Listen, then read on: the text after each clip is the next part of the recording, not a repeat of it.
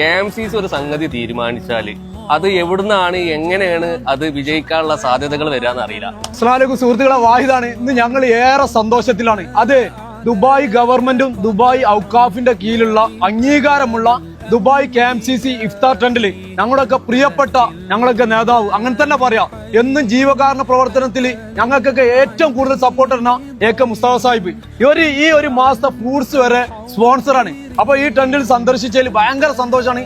ആ സന്തോഷം നിങ്ങളായിട്ട് പങ്കുവെക്കണം. എത്ര കാലാണ് ഇവിടെ ഇഫ്താർ സംഗമം ഉണ്ടാവുന്നത്, അതുവരെ ഞങ്ങളെ സ്ഥാപനം ഉണ്ടെങ്കിൽ പടത്തോളം നിലനിർത്തി തരുന്ന ഞങ്ങൾ എല്ലാവിധ സപ്പോർട്ടും ഉണ്ടാവും. ഇതിനു വേണ്ടി പ്രവർത്തിക്കുന്ന നേതാക്കന്മാർക്കും അതിനുവേണ്ടി പ്രവർത്തിക്കുന്ന ഇതിന്റെ പ്രവർത്തകർക്കും എന്റെ പേരിലും AK ഇന്റർനാഷണലിന്റെ പേരിലും എല്ലാവിധ അഭിനന്ദനങ്ങൾ അറിയിക്കുന്നു. കൊറോണയ്ക്ക് ശേഷം ആദ്യമായിട്ടാണ് 2500 പേർക്ക് ഇരിക്കാനുള്ള കപ്പാസിറ്റി ഉണ്ട്. ഇന്ത്യക്കാരും പാകിസ്ഥാൻകാരും മിസ്രികളും അങ്ങനെ പ്രവാസ ലോകത്തുള്ള ഒട്ടുമിക്ക ആളുകളും പങ്കെടുക്കുന്ന വലിയൊരു നോമ്പുതുറയാണ്.